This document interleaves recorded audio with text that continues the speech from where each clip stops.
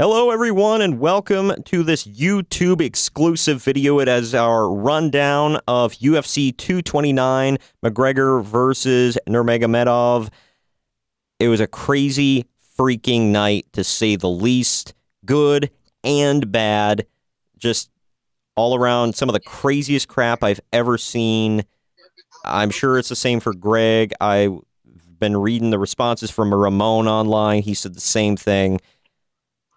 We're going to get into all the craziness here in just a moment, but before we actually dive into the event itself, I want to let you know that if you are listening, watching, whatever right now, definitely subscribe and tick the little bell down below. It'll let you know every single time we have brand new content here on the YouTube channel. And follow the podcast and follow us on social media. All that information is in the description down below. But now, getting into the actual video, I am your loving leader, benevolent host, and Midwest monster, the one and only Troy Adams. And with me today, he is the notorious co-host with the most, Greg. What is up, Greg? What up?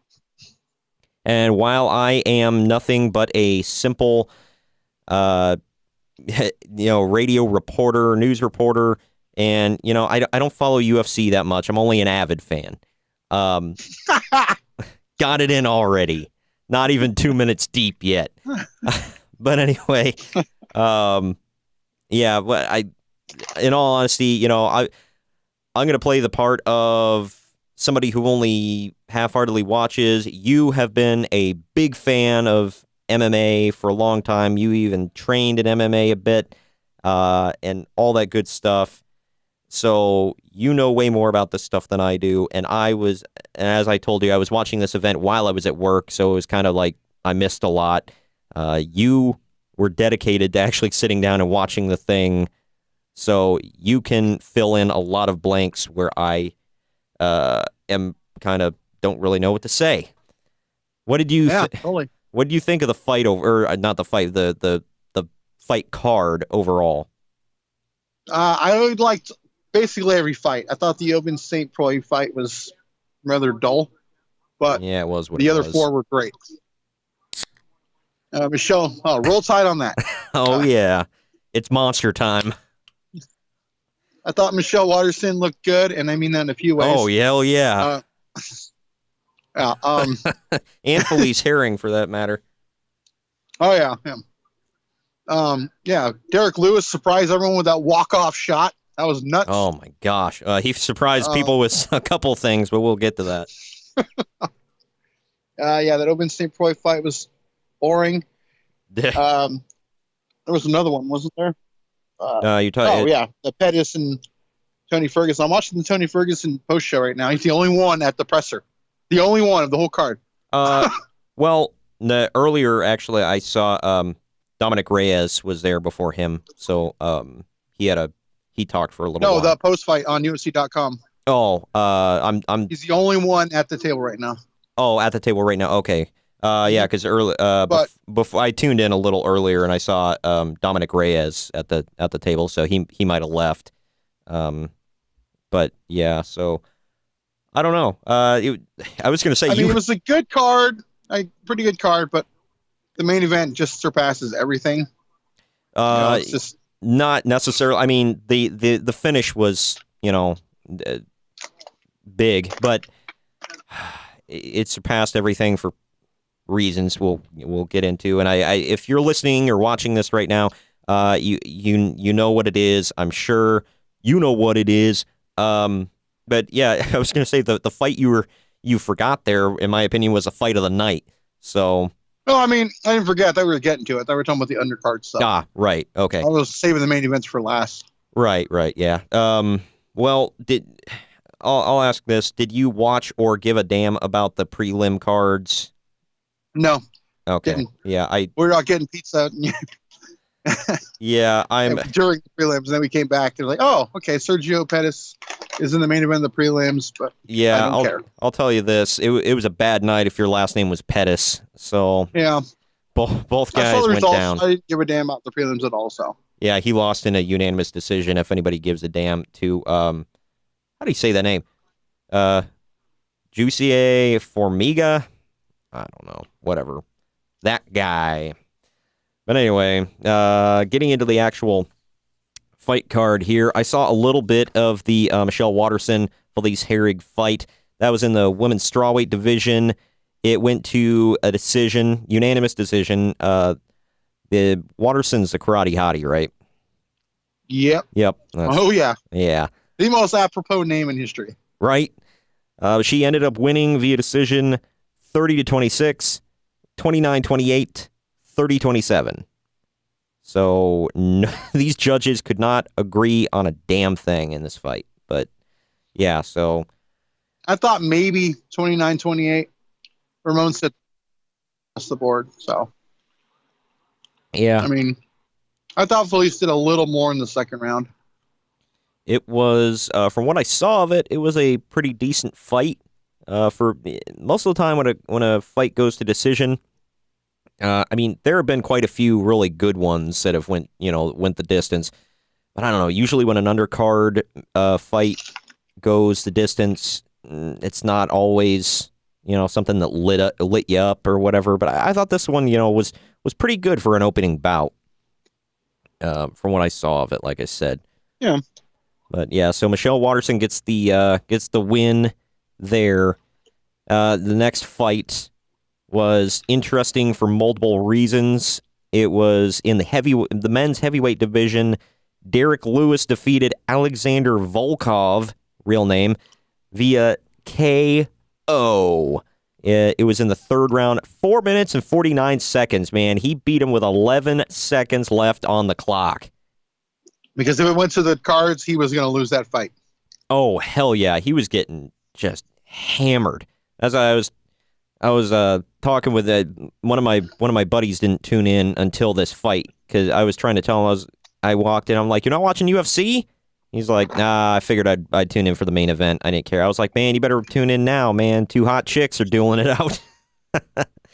But he ended up tuning in for the Derek Lewis-Alexander Volkov fight. And I was like, hell yeah, man, the Black Beast. And he was like, yeah, he's getting his ass beat right now. That post-fight. Yeah, well, he won with the knockout punches. But the real story, yeah, was the post-fight interview where the biggest things he said, yeah, Donald Trump called me, and I'll clean up the language, but he said, Donald Trump called me before this fight and told me I need to knock that Russian MFer out. Him and Putin been making us look stupid on TV. I was like, oh my gosh. Oh, it was great. And then he said, that was crazy. He said he needs to work on his car because, first he took off his shorts, and Joe Rogan asked him, why'd he take off your shorts? And he said, because my balls are hot. He really said this. Yeah. And in the interview later on FS1, Michael Bisping said that's referred to in England as Betty Swallocks. Yeah. Yeah. It was great. But yeah, he said all that, and then later on, while Joe Rogan's trying not to laugh, he said the thing about the Russian whatever, and then he asked me, he's like, well, you gonna ask for a title shot? And he's like, man, I need to work on my cardio. I don't know the F you talk about title shot, man. It was great. Yeah, I was like, the first thing I said was, man, do you know what Cormier would do to him? Oh my gosh, I know. Cormier was there in some capacity on camera that we will get to later at the end. But yeah, but Derek Lewis, if you have a chance to go back and watch the post-fight interview with Derek Lewis, it was great. And then he told Joe Rogan that he wanted to come be on his podcast and smoke weed with him. And Joe Rogan when he got back on commentary, he was like, man, you call me anytime at 4 a.m. I'll open up the studio, man. Just come on down. That was great. Oh, man. He has to be more interesting of a guest than Elon Musk, I'll say that. But moving on, the lightweight fight, this was, like I said, it was what it was. Dominic Reyes defeated Ovince St. Preux. Decision. This is the light heavyweight, actually. Oh, yes, light heavyweight division. decision, unanimous. It was 30-27 all the way. And I don't know, like nothing in this fight. I've never been big on St. Croix. I just thought he was just always just overhyped. Yeah, I don't know. I didn't see anything in this fight that made me care. I don't know. I mean, it wasn't a terrible fight. It just, I don't know. I don't know really who Dominic Reyes is. It's my first time seeing Ovince, so I don't know. Didn't really know. Didn't really care too much. So yeah, that like I said, it was went to a decision. Now the moments, one of the moments we've all been waiting for. It was a lightweight fight here, the first of two lightweight fights, and the first of our double main event. Tony Ferguson defeated Anthony Showtime Pettis via TKO corner stoppage in 2 rounds. Is at the 5-minute mark. This fight was nuts because at one point there was blood everywhere, and I didn't know where it was coming from. I was sure that Kukui got a tooth knocked out.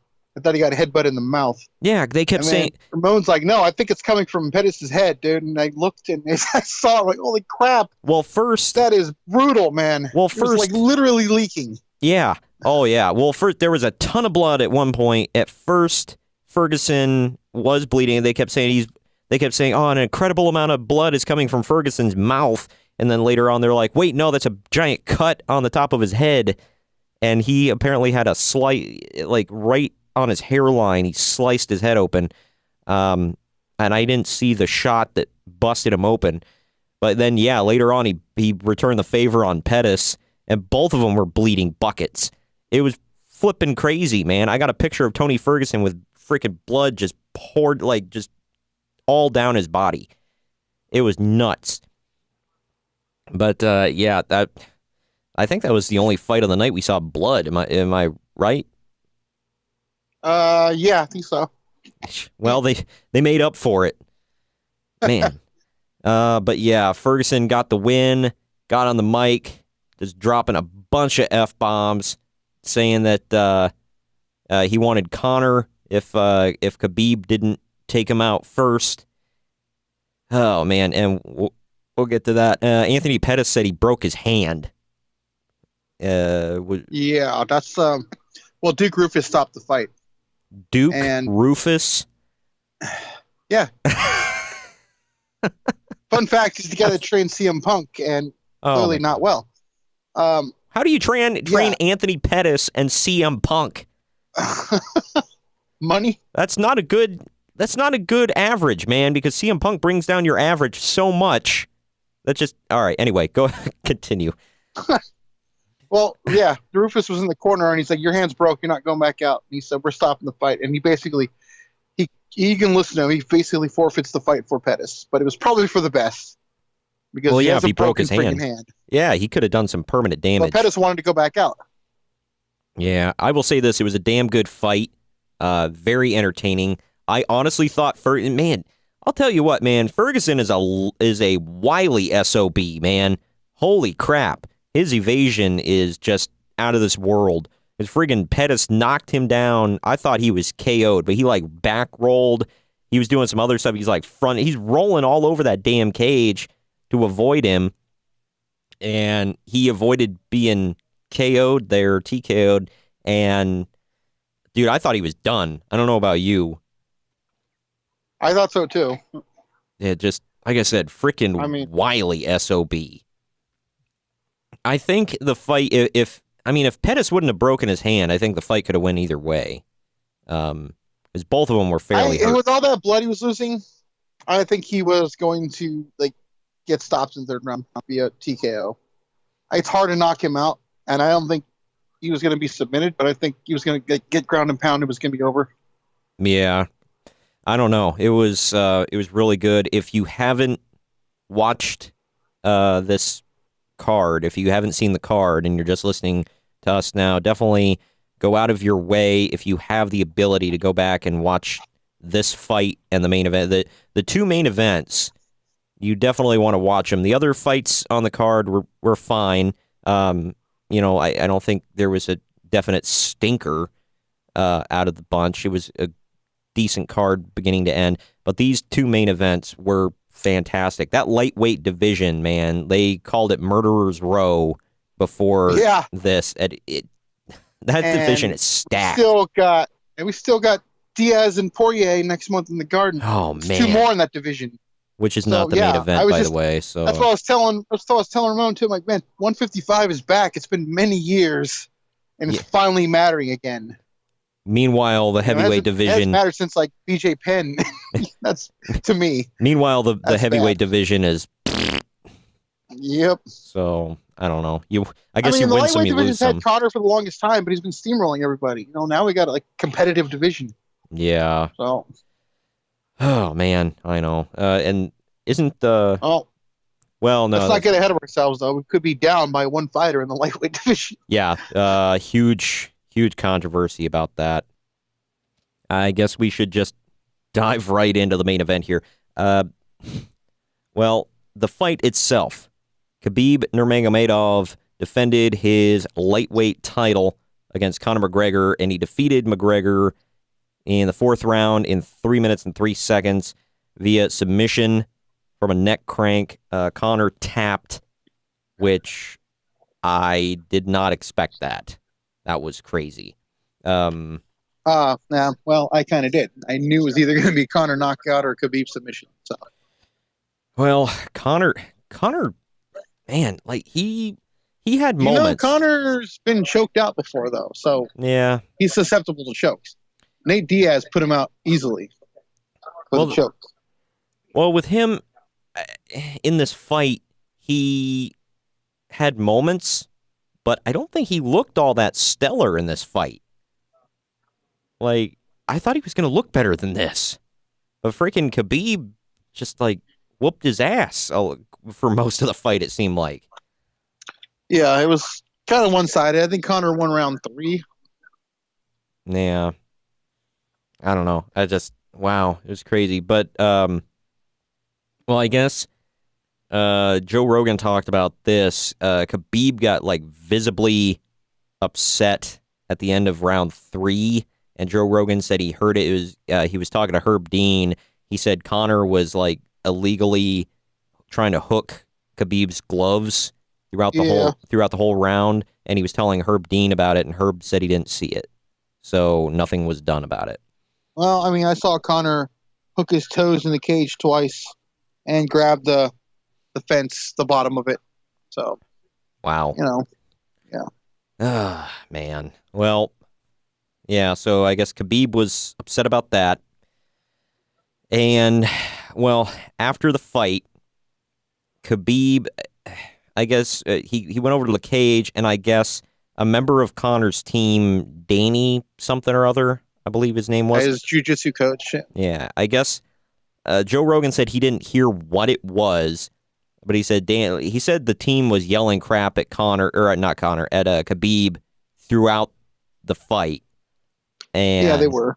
He said they were being, like, really nasty towards him and just yelling crap and trying to stir him up and whatever throughout the whole fight. He said something at the end of the fight that really apparently got to Khabib.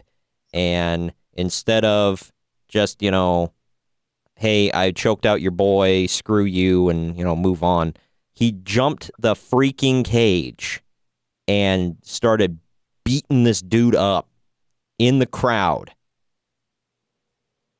I've never seen anything like this. And that wasn't even the most shocking thing.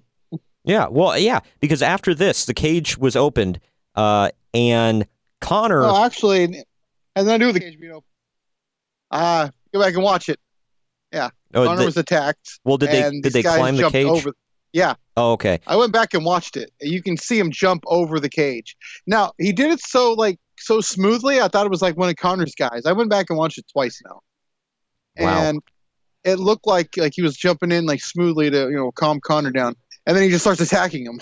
Well, you can see the cameras start panning out, like they start like zooming out, like they're trying to not catch as much of this as possible. Which, yeah, I mean, I get it kind of, but at the same time, if a crime, which is what this is, and we'll get to that, if a crime is being committed, wouldn't you want to get that on camera just in case you need that in court? Well, you do realize that the camera that they were showing was the one up in the rafters, right? I'm sure every camera down there got it. So yeah, well, yeah, that is true.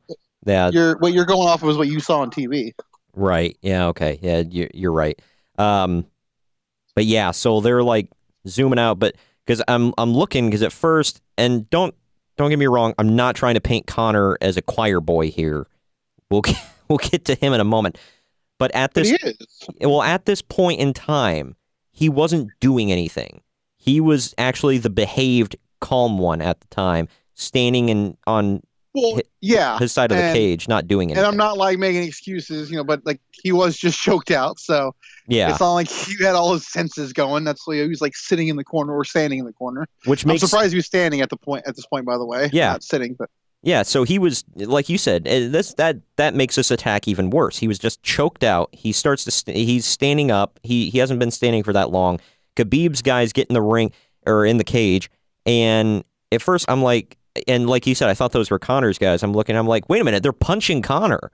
What the hell is going on? 3 of Khabib's men, 3 of them attacked Conor McGregor. They have all since been arrested, according to Dana White, and they are being charged. Well, hold not press conference right now. Conor didn't press charges, so they're not going to jail. No. Wow. So they're already out. So that's crazy. Wow. Well, I don't know. Maybe Conor thought he had it coming. I don't know. I can't understand why he wouldn't have pressed charges, but okay. Wow. I just yeah, I guess Dana White told Khabib, and you could hear part of it, but I don't know if it was.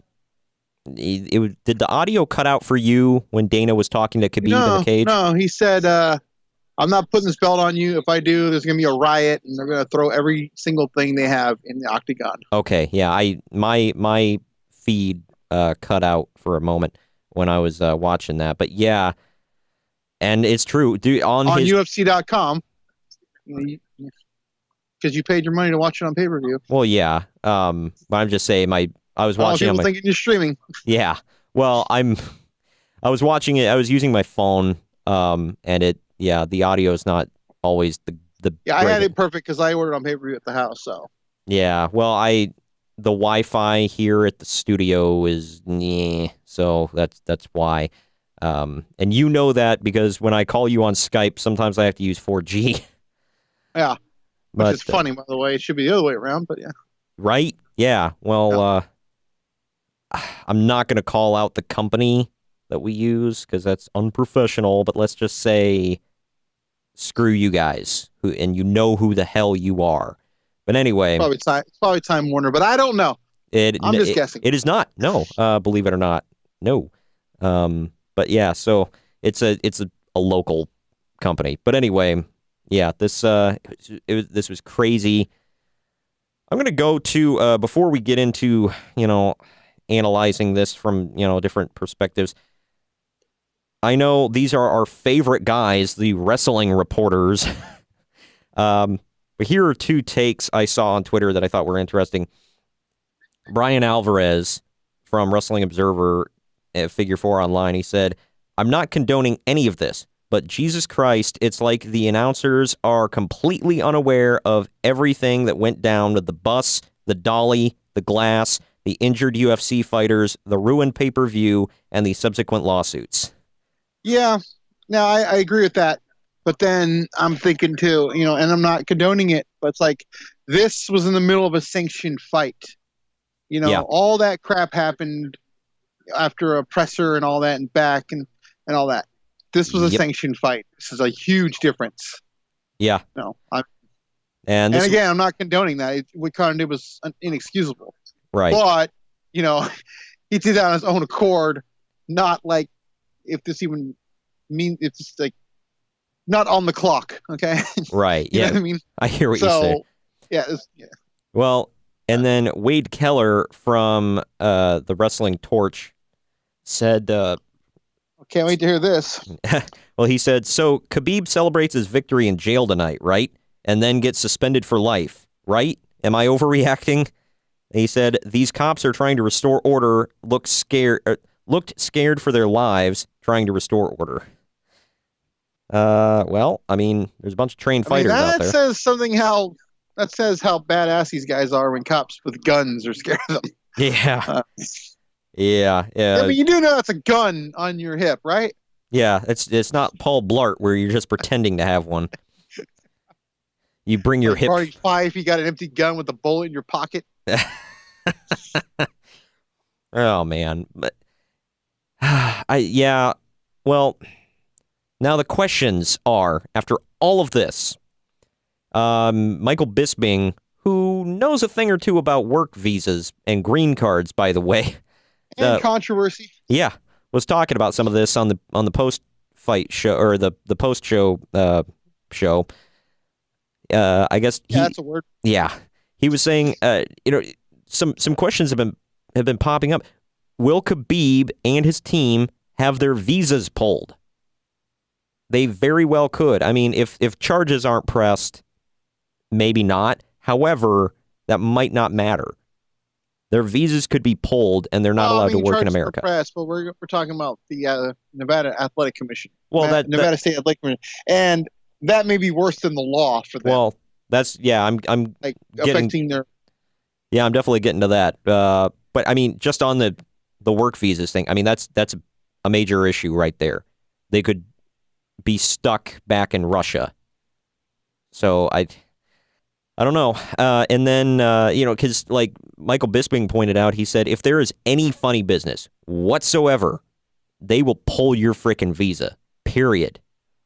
And and this is more than funny business.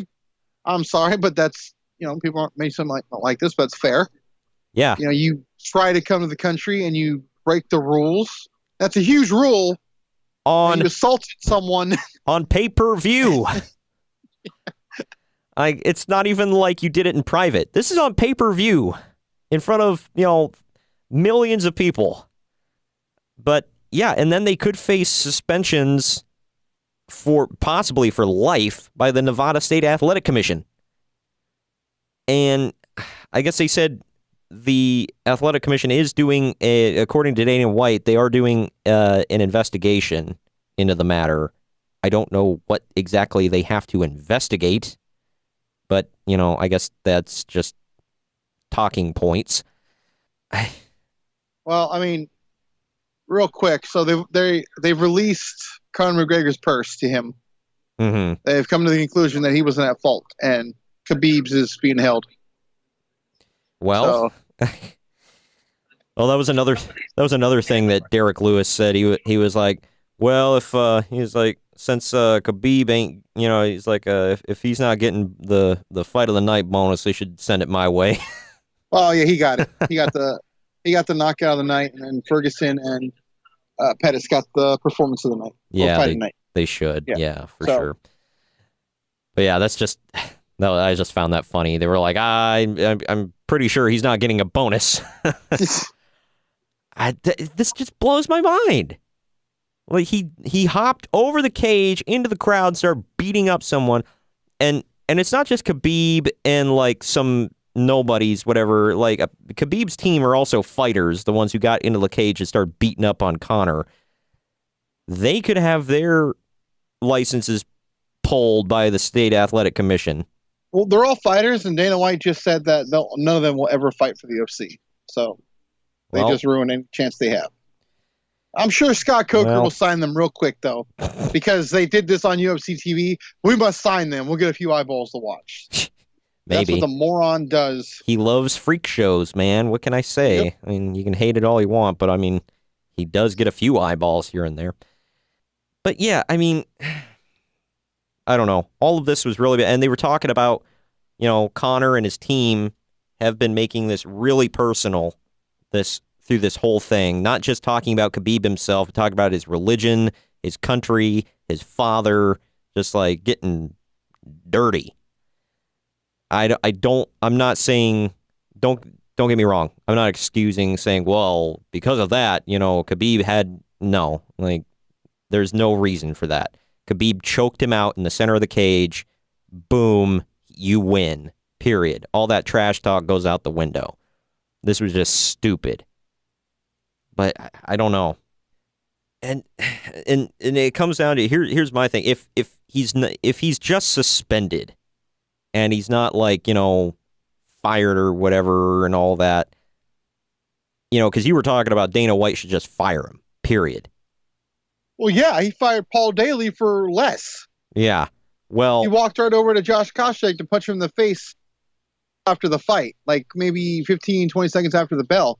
Just walked over and punched him. And Dana White said he'll never fight here again. Well, so you can't. Okay, well, let me ask you this. How much money did that guy make, Dana White? Yeah, probably not a lot. Yeah, okay. This is Khabib Nurmagomedov, the undefeated lightweight champion of the world. Yes. I know where you're going with this, but I also need to point out that his last couple of pay-per-views, they didn't register that high. This one will, but not because of him. Well, okay. Counterpoint, now that he's done this, and now that he's notorious, like a certain someone who is also notorious that he just got through choking out, how much money do you think he's going to make him now? I mean, as a hardcore fan, unless he fights McGregor again, I'm not going to watch his next fight. I mean, I guess if he fights Ferguson, but like, I don't know. I'm not like, oh my God, Khabib's fighting. He's got two big money fights. He's got two big money fights in him for sure. A rematch with Conor and a rematch with Ferguson. And possibly even a fight with Nate Diaz. There you go. So three. But the thing is, though, with Diaz, that would be a Diaz buy, not a Khabib buy. Well, I'm not necessarily saying, well, all of this is due to, the fact that Khabib is clearly a draw, but the fact that now he has this good, bad, or indifferent on his record. And I'm not talking about the win. I'm talking about this incident. People will watch. Some people. I still believe all this right now is a moot point for the next year, maybe two. Perhaps, yeah. I'm almost certain he's going to give it suspended for at least a year. Well, and then maybe even two. Well, and that raises a few other questions about the lightweight division. What happens to the title? Oh, simple. It's got to be Tony Ferguson versus the winner of Nate Diaz and Poirier. So you think they're going to wait? Given. Because they were talking on the post show about this, and they're like, well, it shouldn't be this way, but after this, he's like, they were saying, Conor might get poor Conor, he was jumped after the fight and his team got beat up. Look what happened. He should get a rematch for the title. I mean, that's certainly, yeah. Yeah. That's possible. And it's Conor friggin' McGregor. And here's another, I don't think he should, after he just got choked out and made to look like kind of a punk by Khabib. I mean, not he wasn't, completely smacked around, but he was not going to win that fight. And he was pretty handily beaten. First of all, Conor took a lot of damage, so he's probably going to be suspended medically for 6-8 months. Yeah, perhaps. And, so I could see. I think Diaz is going to beat Poirier pretty bad. I mean, I could be wrong, but I think he's going to. So I think it makes sense to be Ferguson and Diaz. And that would be an amazing freaking fight. Yeah. And here's my counterpoint for my other point about Khabib here is if he is suspended for like a year or year and a half or whatever the hell it is, they're going to, when he comes back, they can play all the promos. He never lost a championship, and he's trying to rebuild his reputation. They didn't do that for Conor, though, and he never lost 2 titles. Yeah, that's true. I mean, they just talked about the bus incident. Yeah, well, okay. I mean, he came out to the Octagon tonight with 2 titles. I don't know if you saw that. Guy behind him was carrying both of his belts. Wow. Yeah. So Conor was like really throwing people's faces. Hey, I didn't lose these. Nice. Well, he did tonight. Yeah. So, you're thinking, what is it going to be? Diaz and Ferguson then, and at the end of all of this? It's got to be. Well, not necessarily. I mean, if Diaz wins, but yeah. Yeah, right. I don't know. A of controversy going on with all of this. I mean, and it's kind of a wait and see with what happens with Khabib. I don't know. And the thing is, after Conor did what he did with the dolly and the bus and all that crap, and then this, like, my God. Yep. I don't know. I don't really know what else. Certainly was worth it, though. The whole night was worth it. Are you talking like watching it? Yeah. It was a spectacle. So yeah, I'll say that. Yeah, UFC definitely. UFC's been making some headlines lately, not necessarily in the best of ways. Hey, any press is a good press, right? I guess so. Daniel Cormier did make an appearance, though. He was one of the guys trying to hold Khabib back. Yeah, you can look at him and Luke Rockhold too. Yeah. The only main guy from AKA missing was Cain Velasquez. Maybe. I don't think you want him in a riot. Oh my gosh, he might eat everyone. But yeah, so that's. I don't know. I don't know where we really go from here, man. It's a whole new bag of poop. Wow. Well, I don't know. Okay. It's well, and the thing is, bag of poop. UFC's not making good headlines here. They've got this near-riot tonight. You've got Conor with his bullcrap. You got John Jones after all of his crap being brought back in and, just giving his old job back. Like, and then you got Brock Lesnar being popped by USADA after his last win. And, oh, by the way, he gets a title shot. Like, yep. What the hell is going on? What the hell? If I didn't know any better, I'd say Dana White's trying to make UFC a wrestling company. Dude, every freaking major wrestling star after this put the rematch is in Hell in a Cell. Yes.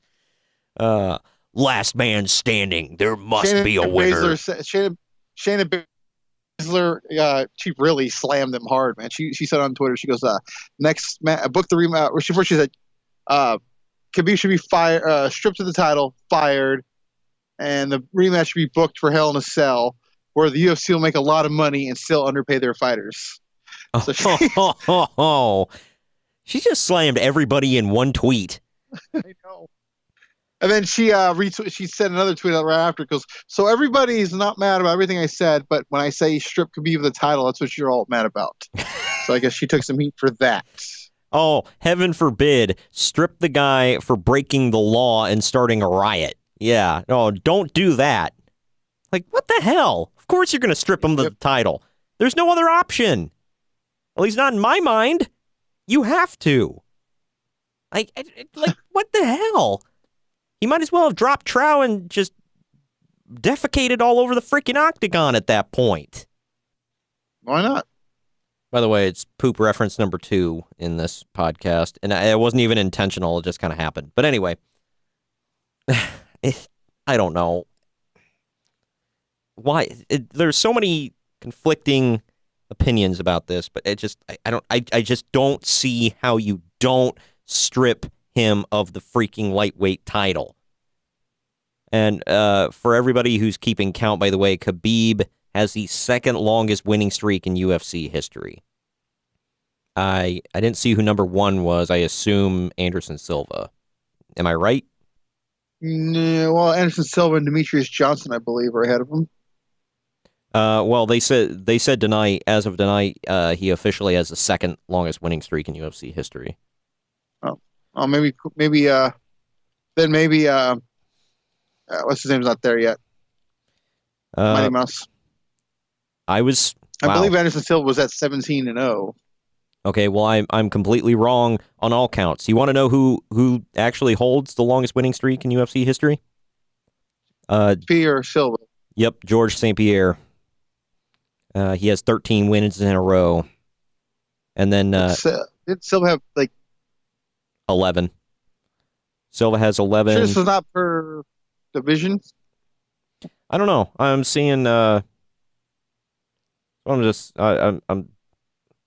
seeing that. That's the first thing that popped up for me anyway. Googling it, but I don't know. That's just what I'm saying or seeing.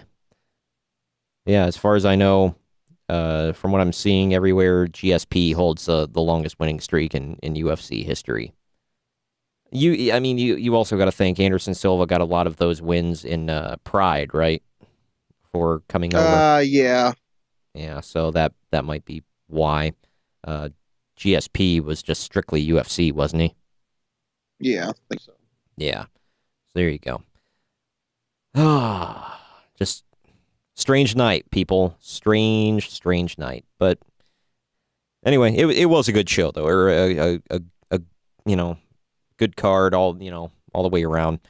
If you haven't yet and you get a chance to go check it out, definitely go do so. It was worth it for many, many reasons. To put a bow on this, anything else you wanted to say about this or moving forward with the UFC? Yes, the next card in the Garden's going to suck except for one fight, but whatever. And the main event is like what the hell is going on? Yeah. So far, I don't know what all the main, because the fight card, they haven't said what's under and, or like undercard and whatever. But we are going to see Dustin the Diamond Poirier versus... Real name versus Nate Diaz. Luke Rockhold versus Chris Weidman. I'm looking forward to that one. Rematch, bro. Ronaldo Souza. Is it right? Is it Ronaldo? Yes. Okay. Versus David Branch. Don't know him. And the rest of these, I don't really recognize anybody. Is there a fight I'm leaving off here? Oh, see? Say what? No, I'm just saying. That's why it's not going to be that good. Yeah. Man, I don't know. But yeah, so that's that. That's going to go down November 3rd from Madison Square Garden. The Garden, the world's most famous arena.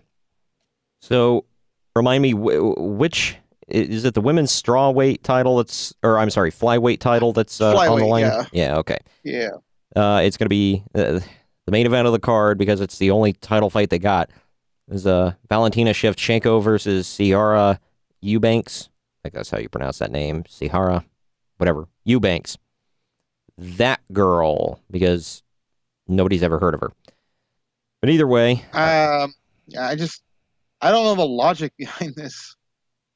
There is none, Greg. Man, it's not a sexist thing or nothing, but I just think if women are going to be headlining the Garden, it should be two that people know. Yeah, people barely know Shevchenko. Only like if Berg or Thug Rose, or it should have been Joanna Jacek. Yeah. Like, who the hell are these two, and why are they headlining the Garden? Exactly. Oh man, but yeah, not looking forward to UFC 230. We will try to do a wrap up video for you guys on that YouTube exclusive. However, Mother of God, this one we went long on it because there was a lot to talk about. Most of our YouTube videos are not going to be this long, but there was a lot of controversy, a lot of good stuff. This was a huge thing tonight. So. It was. So I hope you all enjoyed our take on it. Next time around, what the hell is there to talk about on that card? I mean, crazy things could happen. The Nate Diaz fight's going to be a real eye opener. Yeah. Like, we're going to get a good sense of what's going to happen next in that division because now it's clearly wide open. Yeah. I mean, I would personally think right now, as we speak, there is no lightweight champion. Right. Yeah, exactly. I like to think that there shouldn't be. Exactly. But like you said, crazier things have happened too. But and Dana White is Dana White. I don't think this one's going to be on Dana White, though. I think that it's going for the commission to suspend him, and then he'll just be stripped of the title. I don't think any of that will be on Dana White. As far as him being on payroll, obviously that'd be Dana White, but right. I think we're gonna have no champion within a couple of days. Let's see them book a show here real soon in Russia again so that he can fight. I have no interest in seeing him fight. I won't be buying his fights anymore. I think he's a piece of crap, personally, but... Yeah, well... Yeah, but I get that, but at the same time, we're sitting here buying Conor McGregor's fights after he threw a freaking dolly at a bunch of people who had... Again, I gotta say, that was, off the clock, so to speak. Yeah. There was innocent bystanders in that crowd. Kids go to these events. I've seen kids at these events. Yeah. Who knows what could have happened? It's a lot different. That is true. And I'm not excusing what Conor did, right. But he attacked a bus full of adults. Fighters, too, yeah. And I don't like saying this because I don't want to sound like a man. Oh, it's okay. It's not. But compared, what he did could possibly be worse. So. Yep. Also, they were in a bus behind stuff. These people were out in the open. Getting punched in the face. Yeah, so, It could have started a legit riot. For those of you who didn't see the fight, by the way, when he was not awarded the belt, and then he was walking to the back. He did get crap just rained down upon him from the crowd. Yeah, one of his stupid little trainer friends looked up like he was going to do something, and they just walked away. Yeah, it's dude, don't make it worse for yourself. Because if he would have hit one of them, they would have pressed charges, 100%. Conor gave them mercy. So, but yeah, crazy stuff. Hopefully, the next card will be better than what we're thinking, but not crazy like this. So, here's to hoping. I don't even know what's on 231 at this point. Yeah. What's 231? I think it's in December something. Let's see. I'm not seeing I'm seeing 230. I'm not seeing anything booked for 231. Max Holloway and Brian Ortega. Yeah, that's going to be a good one. Right. That's the featherweight title. That's the one in Toronto, isn't it? Mm-hmm. Okay. We did talk a little bit about it on the podcast. It will be posted on Wednesday. Really kind of blanking at them. Sorry, yeah. Yeah. The 232 is what they're shooting for John Jones and Gustafsson, hopefully. Yeah. Well, we'll see how that goes. But, yeah, so big things coming up in the UFC. Luckily, it's not stagnant, which is always nice. But, yeah, we'll keep you informed. Definitely, like I said, download the podcast on Wednesday. We go over a lot more bookings and big stuff coming out of the UFC. We did record that before 229, so, none of that. You can get that, obviously, all right here on this YouTube exclusive. And like I said, subscribe and click the little notification bell and, comment down below. Let us know what you thought about the event. We appreciate your comments always, whether or not we reply. Give us your feedback. So thank you for joining me today, Greg. Yeah, it was fun and crazy. It was interesting. And we'll see you all on Wednesday. Later.